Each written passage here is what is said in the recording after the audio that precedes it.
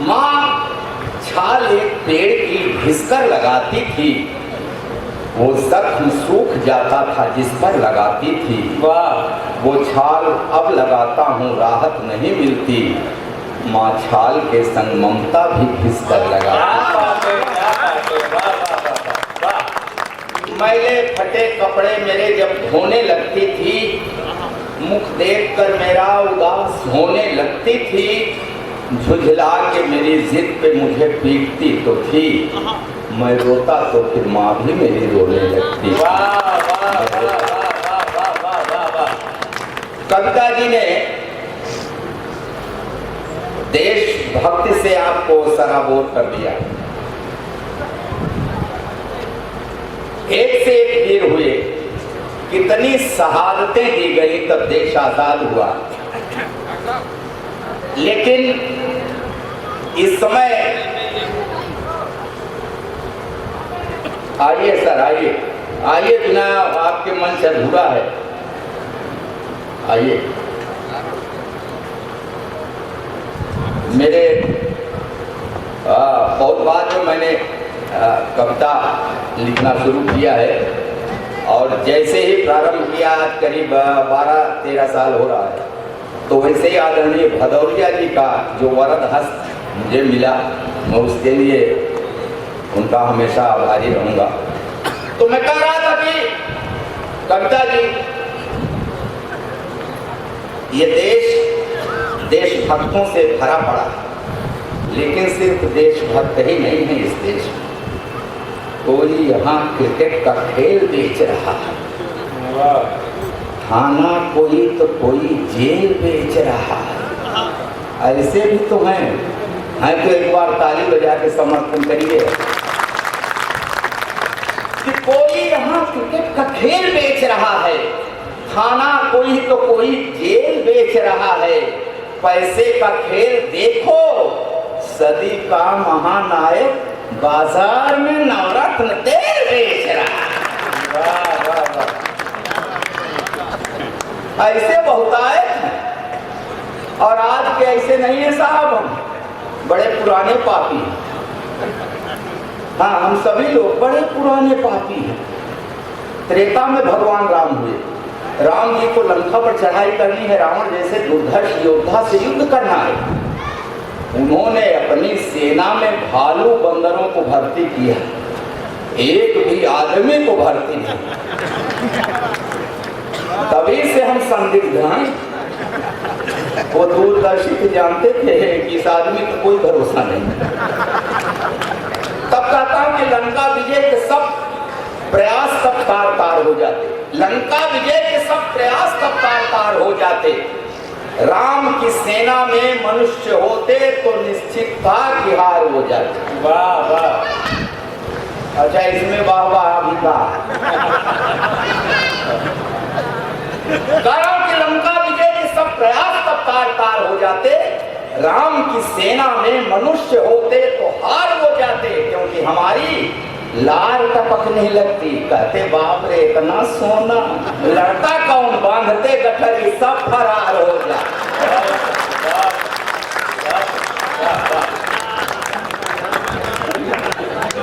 हम तभी से ऐसे हैं साहब, तभी से हम लोग ऐसे। और क्या बताऊं, आज तो मैं विलंब से आया, विलंब से जानबूझ के नहीं आया। जो ट्रेन प्रायः नहीं लेट होती, आज 5 घंटे लेट हो गई। उधर आया, बैग टंगा हुआ, आपके यहाँ के 3-4 नौजवान, अरे मंच तक जाइएगा क्या? मैंने कहा हाँ भैया। आप भी कभी? कहाँ से आ रहे हैं? मैंने कहा प्रयागराज से। अच्छा, आप भी कभी? अक्सर मेरे साथ ये होता। अब ये बाल देख के क्या बताएं, जैसे कि हम लोग हमेशा पैदाइशी थोड़े ऐसे हैं भाई। हम भी कृष्ण जैसे भोले भाले थे, सही बता रहे हैं। ये तो घर गृहस्थी है कि भैरव बाबा बन गए, क्या करें। नौजवान वो हों तो मैं उनको 4 पंक्तियां दे रहा हूं कि वक्त है जिसने तुम्हें यूं रूपवंती कर दिया। ये वक्त का खेल है, वक्त है जिसने तुम्हें जो रूपवंती कर दिया, लेकिन याद रखना जाने कितनों को इसी ने किंवदंती कर दिया। ये वक्त है इसने तुम्हें जो रूपवंती कर दिया, जाने कितनों को इसी ने किंवदंती कर दिया। देखकर मुझको हंसो मत, मैं भी गब्बर था कभी, वक्त ने गब्बर से मुझको बसंती कर दिया।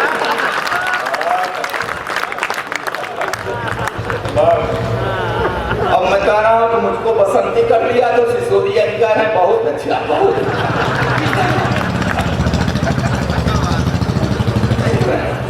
मैं आपसे सही कह रहा हूँ। जहाँ भदौरिया जी बैठे हों, आदरणीय शर्मा जी हास्य के व्यंग के हिमालय, हास्य के नहीं कहूँगा, वो कट व्यंग है उनके।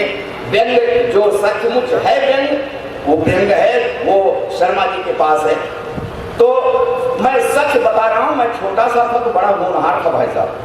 हाँ, मैं ये महिला शक्तियाँ बैठी हैं, मैं वाकई बहुत होनहार था। मुझको देख के मेरी अम्मा, चाची, बुआ, मामी, मौसी सब कहती देखो देखो इसकी नाक मुझ पर गई है, कोई कहती इसकी नाक मुझ पर गई है, कोई कहती होठ, कोई कहती हंसी, सब कहती ये मुझ पर गया, ये मुझ पर गया, ये मुझ पर।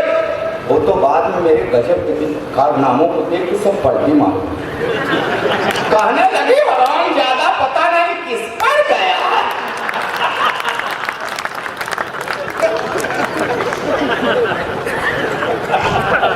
अच्छा, मैं बिगड़ न जाऊं इसलिए मेरे बाप ने मुझको गांव वाले सरकारी प्राइमरी स्कूल में नहीं पढ़ाया।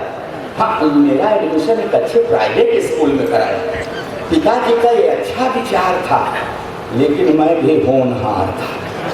उस अच्छे स्कूल की अच्छी पढ़ाई भी मेरा कुछ नहीं बिगाड़ पाई। मैं वहां भी अति प्रसन्न, 5वीं तक पहुंचते पहुंचते सर्वगुण संपन्न, पढ़ाई लिखाई छोड़कर हर विषय का विशेषज्ञ। फिर मेरे बाप ने घर पर 50 रुपए महीने का ट्यूटर लगा दिया। वो ट्यूटर मुझको 5 रुपए की पढ़ाता तो 45 की फुकाई करता था। अच्छा, मेरे फुकाई कार्यक्रम में मेरे पिताजी भी रेगुलर सहयोग करते थे। हाँ, कभी कभी फूफा, मामा, मौसा जी भी अपना कीमती वक्त देते थे। मैं शाम को पढ़ता जरूर, फिर पिटता जरूर, फिर रोता जरूर। जिस रोज नहीं सुनते मेरा रोना, मोहल्ले वाले आके पूछते आज बबुआ की तबीयत खराब है क्या? बहुत अच्छे बात। इसी तरह बाल लीलाएं दिखाते हुए मैं इंटरमीडिएट में पहुंच गया। तो मेरे बाप ने नई मोटरसाइकिल दिलवा दी कि मैं ठीक समय पर विद्यालय पहुंच जाऊं। मैं ठीक समय पर पता नहीं कहां पहुंच गया। फिर एक दिन ठीक समय पर पुलिस पहुंच गई, फिर मैं ठीक जगह पर पहुंच गया। फिर आज 6 महीने के बाद तिहाड़ की तीर्थ यात्रा करके वापस लौटा। तो मेरे बाप ने कहा देख, तेरे अंदर अब सभी लक्षण उभर आए हैं, तू कवि बन जा। तो आपने सुना होगा कि वियोगी होगा पहला कवि, आह से उपजा होगा गान। आह से गान, आह से कविता उपजती है, निकलती है। और आह कब निकलती है? जब पढ़ती है। मुझको देख के अकेले मत हंसिए, सब पर पड़ी है, ऐसे कोई कवि नहीं बना। और जिस पर जैसी पड़ी है वैसी उसकी कविता है। जिन्हें बीबी ने पीटा करुण रस में गुनगुनाते, पिटे जो प्रेमिका से वो सभी श्रृंगार गाते हैं। जिन्हें पब्लिक ने पीटा बन गए वो वीर रस के कवि, जो खाने में पीटे हैं हास्य की कविता सुनाते।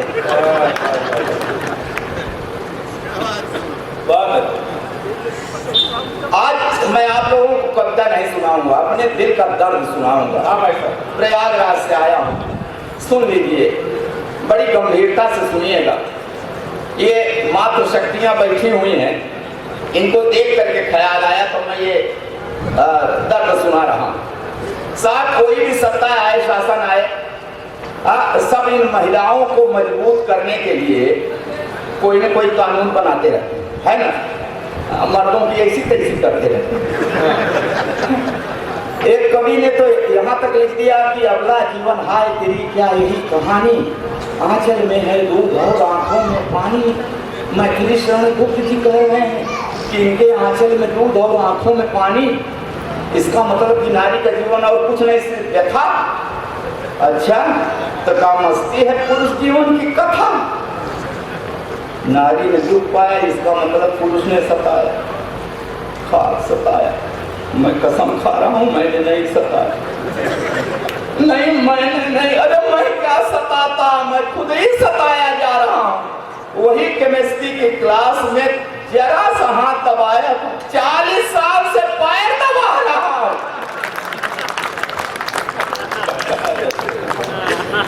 विदाई के समय रो रही थी, फूट फूट कर रो रही थी। तो मैंने कसम लिया कि इसको कभी कष्ट नहीं दूंगा, हमेशा सुख में रखूंगा, तो धीरे धीरे अपने मायके को भूल जाएगी, नहीं रोएगी, चुप हो जाएगी।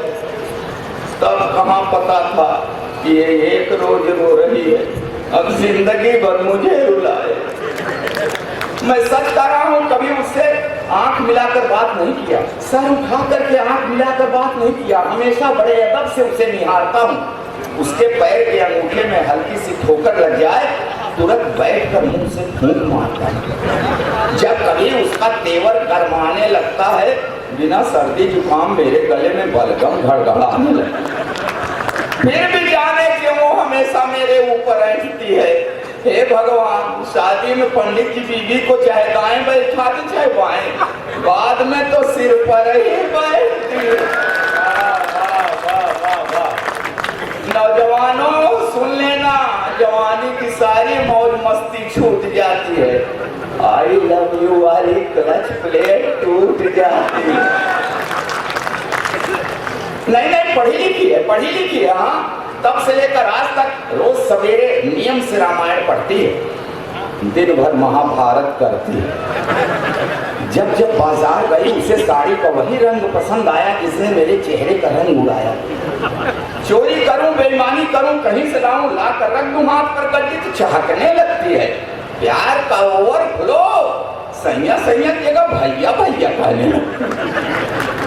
जिस दिन नहीं पाती पैसा, इसी नजरों से देखती है जिसे चबा जाएगी कच्चा। कहती है ऐसे निकम्मे पति से तो ब्रेक अच्छा। मैं खाते वक्त अक्सर अचार मांगता हूँ, खाते वक्त अक्सर अचार मांगता हूँ। अब क्या करूं, जब देखता हूं उसकी भाव तनी है, हिम्मत ही नहीं पड़ती, कह दूं कि सब्जी ठीक नहीं बनी। वाह वाह वाह वाह वाह। एक दिन रोटी कड़ी थी, मेरे 2 दांत टूट गए। नहीं, कड़ी रोटी खाने से नहीं टूटे, कह दिया था कड़ी है। बेलन के हवाई हमले से मेरी रूह हिल गई। उसी दिन से मुझे दिव्य दृष्टि मिल गई। अब वो मुझे कथा कहती है तो हाँ, मैं सिर हिलाता हूँ। वो एक शब्द बोलती, मैं पूरा पैराग्राफ समझ जाता।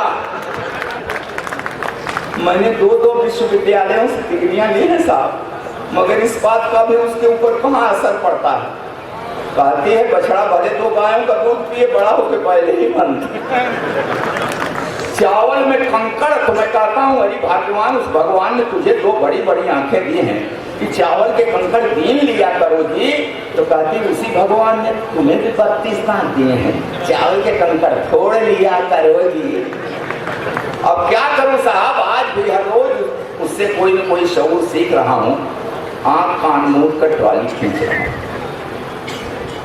जी हाँ साहब, खींच रहा हूँ ट्रॉली। जी हाँ खींच रहा हूँ ट्रॉली, खींच रहा हूँ ट्रॉली, मगर खुश हूँ क्योंकि मैं जानता हूँ बेशक वो मुझसे लड़ती है, झगड़ती है, मगर मुझे हल्का सा भी बुखार आ जाए तो मेरी कुशलता के लिए तुलसी के नीचे दिया धरती है।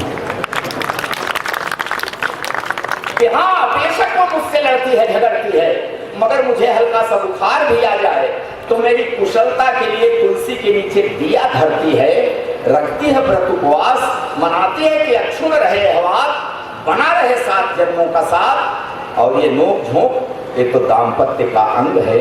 मियाँ बीवी से लड़ता है, बीवी मियाँ से लड़ती है, मगर बिखरने मत देना इस दाम्पत्य को, क्योंकि बुढ़ापे में जब बेटे और बहुएं मुंह मोड़ लेते हैं तो एक को दूसरे के सहारे की बड़ी जरूरत पड़ती है।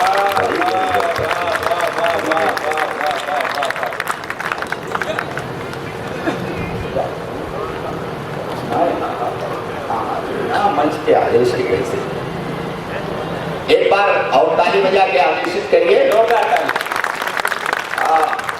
देखिए मेरी 2 कविताएं बहुत वायरल हुई यूट्यूब पर। हाँ भाई साहब, हाँ, लेकिन देखिए वो यूट्यूब पर लोग सुन लेंगे। अब शराब वाली सुन लीजिएगा, अभी नहीं, यूट्यूब पर सुन लीजिएगा। हमको जहाँ शर्मा जी बैठे हैं, आदरणीय भदौरिया जी बैठे हैं, कुछ सुनाने दीजिए, है ना। स्वागत सर, सुनिए सर। राजनीति पर अच्छे अच्छे व्यंग होते हैं, आदरणीय शर्मा जी के पास बहुत व्यंग है और हर कवि राजनीति पर कुछ बोलता है। मैं कतई किसी पार्टी से कोई संबंध नहीं मेरा, और चाहता भी नहीं किसी को व्यक्तिगत कहीं आक्षेप करना। राजनीति का चरित्र क्या है वो पूरा मैं अपनी इस कविता में रखा हूं अब, और मंच का विशेष ध्यान चाहूंगा।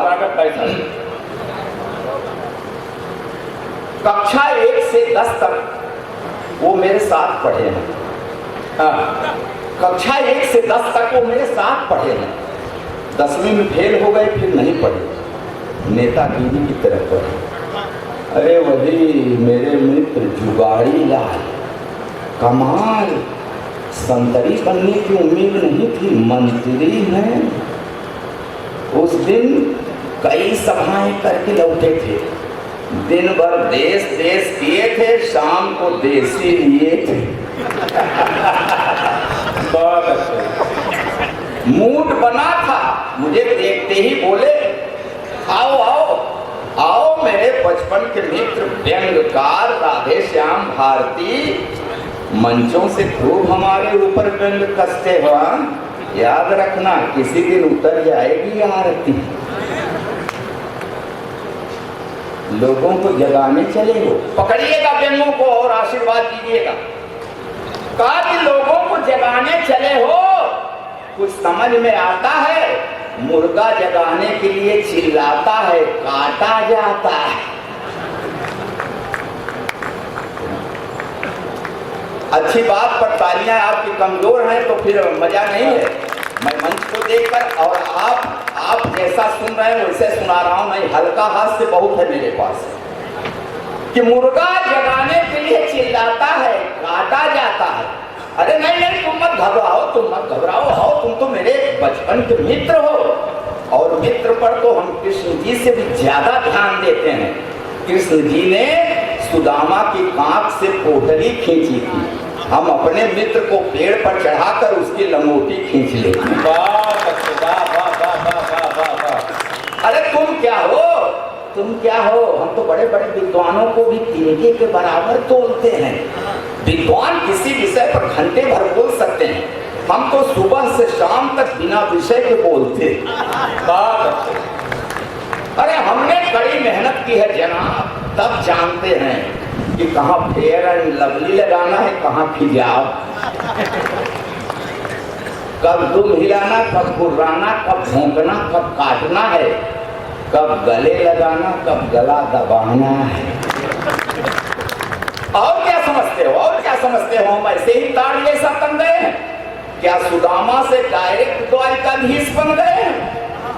कड़ी साधना के बाद तब हमें सिद्धियां प्राप्त हुई हैं, अब हम सिद्ध पुरुष हैं। नजर भर कर देख लें तो चेक पर किए गए दस्तखत की स्याही उड़ जाए।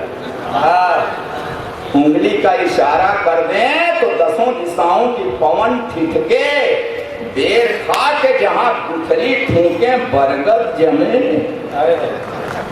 आओ आज ढंग से तुम्हारी क्लास लूंगा। मंचों से जो जो प्रश्न करते हो ना, एक एक का जवाब दूंगा। हमारे राष्ट्र प्रेम पर सवाल, जानते हो लोग राष्ट्र से प्रेम करते हैं, हम राष्ट्रीय संपत्तियों से प्रेम करते हैं। लोग राष्ट्र से प्रेम करते हैं, हम राष्ट्रीय संपत्तियों से प्रेम करते हैं। अच्छा, हमने जो वादे किए थे उन्हें पूरा करें कि न करें, तुमसे क्या मतलब? तुम्हारे पेट में क्यों मरोड़ उठती है? एक बात बताओ, अगली बार जब हम चुनाव का नामांकन भरेंगे तो उसमें पूछा जाएगा कहीं कि जो पिछले वादे किए तुमने पूरा किए कि नहीं? तो फिर तुम क्यों पूछते हो? अरे हम तो अपने चुनाव प्रचार में ही लोगों से साफ साफ कह देते हैं, आप बारीक बातों को पकड़ें, केंद्रित मन रख करके पकड़ें। हम तो अपने चुनाव प्रचार में ही लोगों से साफ कह देते हैं। कह दिया था कि आप लोगों ने अब तक जिनको जिनको जिताया सब ने आप लोगों को चूना लगाया, कृपा कीजिए अब की बार हमें मौका दीजिए। हाँ, हमने कहा था कि गरीबी हटाएंगे तो हटाया, गरीबी हटी कि नहीं ये जानने के लिए गरीबों से मत पूछो, देखो कि आंकड़ा क्या कहता है। आंकड़ा महत्वपूर्ण होता है, आदमी तो आता जाता रहता है। कहते हो महंगाई है महंगाई है महंगाई है, अरे ये तुम्हारी अकल कहाँ खो गई है, दिखाई नहीं पड़ता। डॉलर के मुकाबले प्याज मजबूत हो गई है। ये डीजल पेट्रोल की कीमत थोड़ा सा और बढ़ जाने दो, देखना देर नहीं लगेगी, मोटर कार दाम सुनकर भागे। अरे भाई महंगा खरीदने खाने की आदत डालो, नहीं तो कल को शहर स्मार्ट बनेगा, गाजर 2 रुपया किलो बिके, अच्छा लगेगा। हमारे ऊपर पक्षपात का आरोप लगाते हो। पक्षपात आदमी क्या, हम तो सड़क तक से पक्षपात नहीं करते। पूरी सड़क 25 साल पहले बनी हो, 5 साल पहले बनी हो, 5 महीने पहले बनी हो, सबकी मरम्मत करवाते हैं। यहाँ तक कि कोई सड़क कभी बनी ही ना हो उसकी भी मरम्मत कहते हो भ्रष्टाचार है। ठेकेदार ने सरकारी कॉलोनी की छत गंगा जी की रेती से बनवा दिया तो कहते हो भ्रष्टाचार किया। अरे ये तुम्हारी अकल कहाँ खो गई है, कितनी विचित्र है, जानते ही नहीं। गंगा जी की रेती से बनी छत मजबूत भले न हो, पवित्र है। जिस पर गिरेगी उसका कल्याण हो जाएगा, सीधा स्वर्ग जाएगा। देखा करो कि हम अपना कर्तव्य निभाने में कितनी तत्परता निभाते हैं। कहीं भी कोई प्राकृतिक आपदा आए, भूकंप आए, बाढ़ आए, अकाल पड़े, पल भर की देरी नहीं करते हैं, तुरंत हाई लेवल कमेटी भेजते हैं।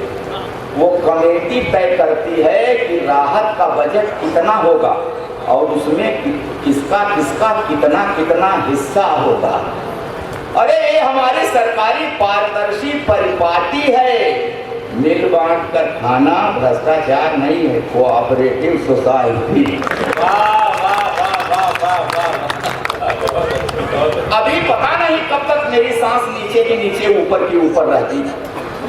वो तो गनीमत ये हुई कि अब तक उनके पेट का रसायन पदार्थ इनकलाब जिंदाबाद करने लगा था। उनकी पलकें थोड़ा समुद्री, वो गुनगुनाए झुलने में मन लागा, मौका ताड़ कर मैं सिर पर पैर रखकर भागा। सोचने लगा कि हे भगवान, अभी तक मैं कितना अंधेरे में था। हमारा ये नेता तो हमारी राह में सिर्फ कांटे ही बोता है। रासायनिक विश्लेषण हो तो इनके स्वभाव में वही मिलेगा जो पोटेशियम साइनाइड में होता है। हमारे नेता नटवर नागर, भीतर लकड़बग्घा, बाहर करुणा सागर, आनंद कंद, व्यवहार से वीरप्पन, वाणी से विवेकानंद। ऐसे ही चाल चरित्र पर दी जाती है इन्हें 21 तोपों की सलामी। पता नहीं कहाँ रह जाती है खामी, एक भी गोला सही निशाने पर नहीं बैठता। मंत्री जी बाल बचे, हम लोग अक्सर अखबारों में पढ़ते हैं, मंत्री जी बाल बचे। तो हे भगवान, अक्सर ये क्या हो जाता है, शुभ काम के बीच में ये बाल कहाँ से आ जाता है।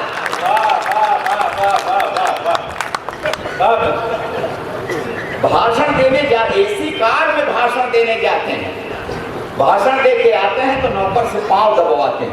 अब आप लोग ही बताइए, भाषण देने से कहीं पांव दुखता है? गला क्यों नहीं दबाते? एक बार दबवा लें तो हो जाए स्थायी समाधान इनके क्लेश का और कल्याण इस देश का। तब कहता हूं कि हे प्रभु दीनानाथ, सहारा है, ये मुल्क मुसीबत का मारा है। प्रभु आप ही कुछ करिश्मा दिखाइए, चुनाव बैलेट से हो या मशीन से, भ्रष्ट नेता इस दल का हो या उस दल का, इन्हें हराइए। प्रभु इस देश के लोकतंत्र को बचाइए, इस देश से